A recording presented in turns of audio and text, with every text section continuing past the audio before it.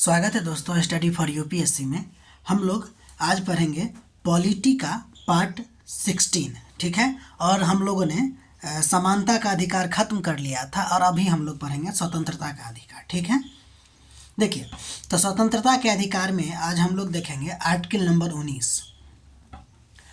मूल संविधान की अगर बात कीजिएगा तो आर्टिकल 19 में यानी कि अनुच्छेद 19 में 7 प्रकार के स्वतंत्रताएं शामिल थी, परंतु वर्तमान में केवल 6 प्रकार की स्वतंत्रता शामिल है। ठीक है, जिसमें 19(1)(a) यानी कि 19 क्लॉज ए 1 और सब क्लॉज ए में विचार एवं अभिव्यक्ति की स्वतंत्रता है। बी में आपको शांतिपूर्वक और बिना हथियार के सभा करने की स्वतंत्रता है। सी में आपको संघ या संगठन बनाने की स्वतंत्रता है। ध्यान दीजिएगा कि इसी सी में यानी कि 19(1)(c) में 57वां संविधान 97th कॉन्स्टिट्यूशनल अमेंडमेंट के द्वारा 2011 में सहकारी समिति को स्थापित करने की स्वतंत्रता शामिल किया गया था इसमें। ठीक है, उसके बाद हम लोग देखते हैं डी में, तो भारत के पूरे क्षेत्र में स्वतंत्र रूप से आवागमन का अधिकार दिया गया है, स्वतंत्रता दिया गया है। 1(e) की बात करें तो भारत के किसी भी भाग में निवास या बसने की स्वतंत्रता आपको दिया गया है। और 1(f) जो कि अब नहीं रहा, जिसमें संपत्ति का अधिकार था। ठीक है, इसको 44वां संविधान संशोधन के द्वारा 1978 में हटा के अनुच्छेद 300 क में रख दिया गया है। ठीक है, तो ये बात ध्यान रखिएगा। इसके बाद आपको 1(g) यानी कि 19(1)(g) की बात करें तो इसमें कोई भी व्यवसाय, व्यापार या पेशा अपनाने की स्वतंत्रता दी गई है। ठीक है, ध्यान दीजिएगा, इतना जो हम अधिकार पढ़े हैं, क्या वो स्वतंत्रता का अधिकार सीमित है या असीमित? तो देखेंगे कि इसमें से कोई भी आपको असीमित नहीं है। संविधान प्रत्येक स्वतंत्रता पर आपको क्या किया हुआ है, सीमा लगाया हुआ है, जिसको कहते हैं युक्ति युक्त प्रतिबंध यानी कि रीजनेबल रिस्ट्रिक्शन। अगर आप देखिए तो लगभग निम्न आधारों पर प्रतिबंध है। कौन कौन सा आधार है? ये जो युक्ति युक्त प्रतिबंध है उसमें कौन कौन आता है? पहली बात, राज्य की सुरक्षा को लेकर प्रतिबंध लगाया जा सकता है। सार्वजनिक व्यवस्था बोले या लोक व्यवस्था बात बोले वो हो सकता है। शिष्टाचार या नैतिकता के आधार पर मतलब प्रतिबंध लगा सकता है। भारत की संप्रभुता और अखंडता को लेकर लगाया जा सकता है। विदेशी राज्यों से मैत्रीपूर्ण संबंध है और उसमें आप खलल डाल रहे हैं तो आपको लगाया जा सकता है। मानहानि, सदाचार और साथ ही साथ अपराध उत्पीड़न उद्दीपन यानी कि अपराध के लिए उकसाने जैसी प्रवृत्ति के लिए भी आपको आर्टिकल 19 पे मतलब कि 19 को इस सब आधार पे आपको क्या किया जा सकता है कि प्रतिबंध लगाया जा सकता है, और इस सब को हम लोग कहेंगे युक्ति युक्त प्रतिबंध। एक और बात ध्यान दीजिएगा कि आर्टिकल 19 जो है ना केवल नागरिकों को प्राप्त है। ठीक है, ध्यान दीजिए, तो ये जो युक्ति युक्त प्रतिबंध है ना वो अलग अलग, जैसे कि हम बात करें अगर इसकी 19(1)(a) में कितना है प्रतिबंध, 1(b) में कितना है, तो सबका अपना अलग अलग प्रकार से प्रतिबंध है। जैसे देखिए, अगर हम विचार एवं अभिव्यक्ति की स्वतंत्रता की बात करें तो वहाँ पर 8 प्रकार की सीमाएं हैं। ये जो हम 8 लिखे हैं वो सब पर इतना आधार पर आपको अभिव्यक्ति और विचार की स्वतंत्रता आपसे छीन सकता है।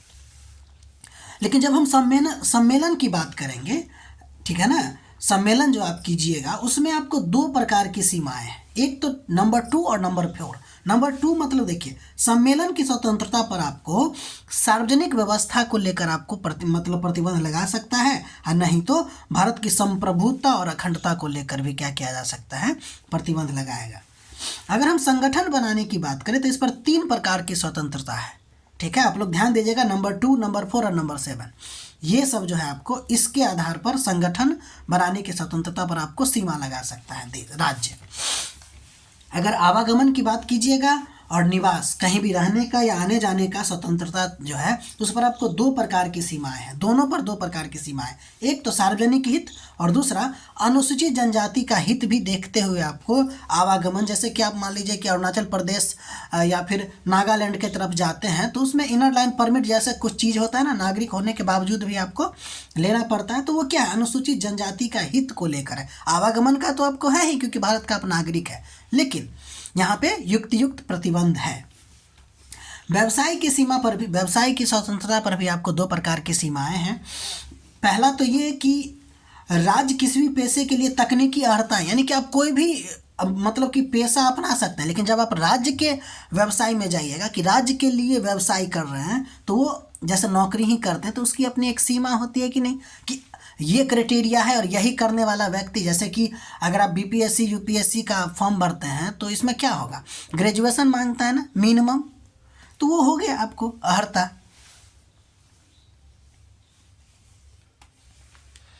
ठीक है, इसके अलावा दूसरी जो अर्हता है वो आपको किसी भी विशेष व्यवसाय में राज्य के पक्ष में एकाधिकार का सृजन किया जा सकता है। कि राज्य, अगर कोई राज्य अपना नौकरी निकाल रहा है तो हो सकता है कि वो राज्य कहे कि हमारे राज्य के निवासी ही केवल फॉर्म भर सकते हैं, तो वो राज्य के पक्ष में भी एकाधिकार का सृजन है, जो हम लोगों ने आर्टिकल नंबर 16 में देखा था। ठीक है ना। और जब केंद्र सरकार लाएगी तो वो किसी प्रकार का सीमा नहीं रहेगा। ठीक है, चलिए, तो आपने आर्टिकल नंबर 19 में जो 7 अधिकार थे में से अब जो बचा है 6, उसको आप लोगों ने देखा और उस पर कितने प्रकार का प्रतिबंध है ये भी देखा। देखिए, ये प्रतिबंध बहुत इम्पोर्टेंट है।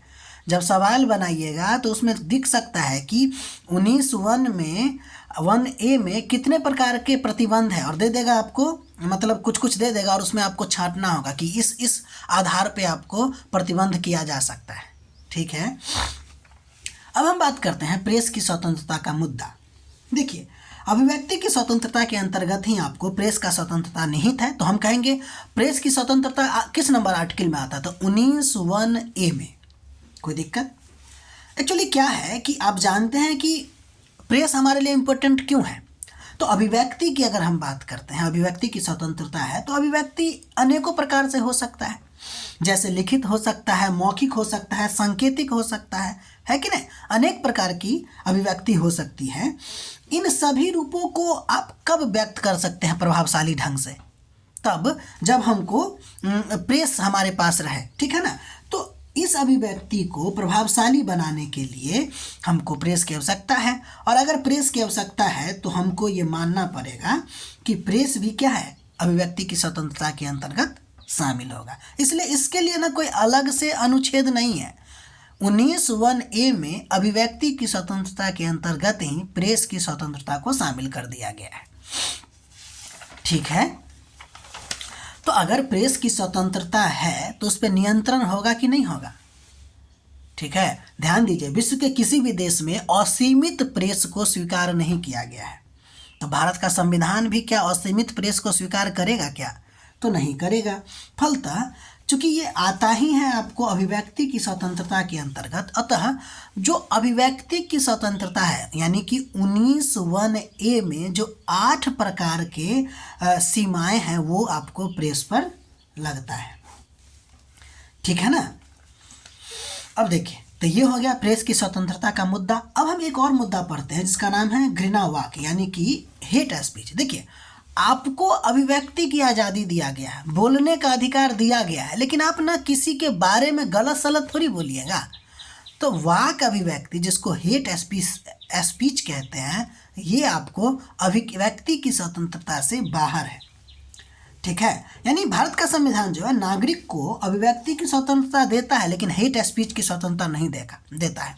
तो ये भाई हेट स्पीच आखिर है क्या, तो देखिए, ये ऐसा वक्तव्य हो सकता है या समूह हो सकता है वक्तव्य का, जो किसी व्यक्ति या समूह के खिलाफ नफरत, हिंसा या भेदभाव को बढ़ाता है।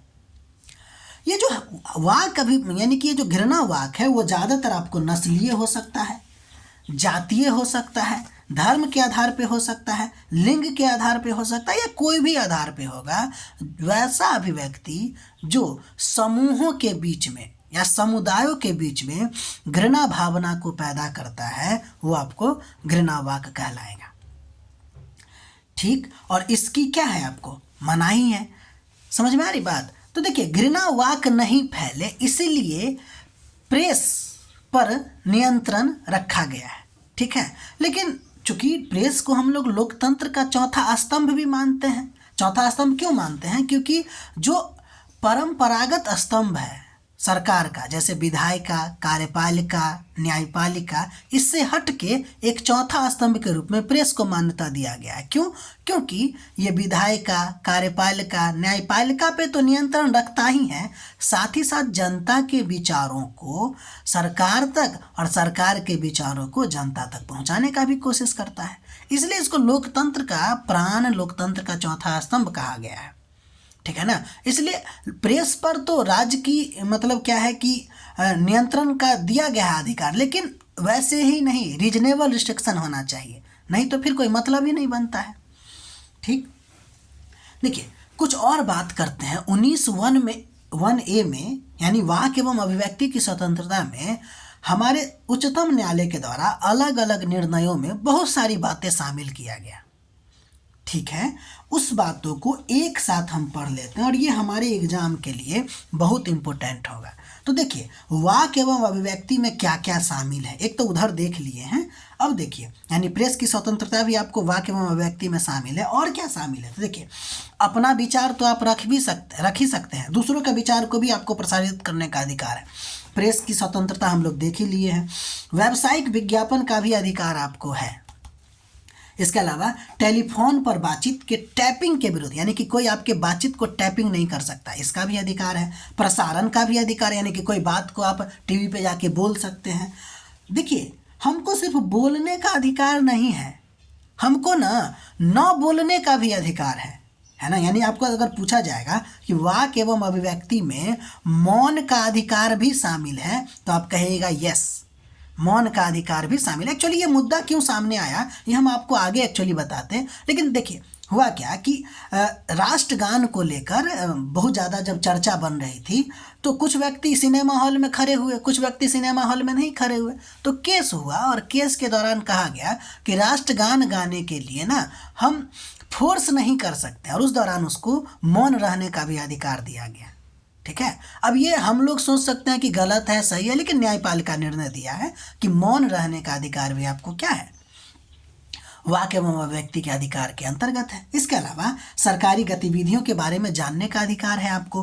पूर्व सेंसरशिप लागू करने के विरुद्ध भी आपको क्या है, अधिकार है। प्रदर्शन करने का, विरोध करने का अधिकार है। लेकिन ध्यान दीजिए, हड़ताल का अधिकार शामिल नहीं है। अगर आपको कहेगा कि वाक् एवं अभिव्यक्ति के अंतर्गत हम हड़ताल करके अपना अभिव्यक्ति को जारी करेंगे, तो ये गलत होगा। ठीक है, तो इतना ध्यान रखिएगा। स्वतंत्रता के अधिकार में हम लोग 19 नंबर आर्टिकल पढ़ रहे थे। अभी 1-2 पॉइंट और देखेंगे आर्टिकल नंबर 19 में, और उसके बाद फिर हम लोग 20, 21, 22 देखेंगे। ठीक है, तो मिलते हैं हम लोग अगले वीडियो में। तब तक के लिए अपना ख्याल रखिए, पढ़ाई करते रहिए। हमारा प्रयास अगर अच्छा लग रहा है तो लाइक कीजिए, शेयर कीजिए और सब्सक्राइब कीजिए।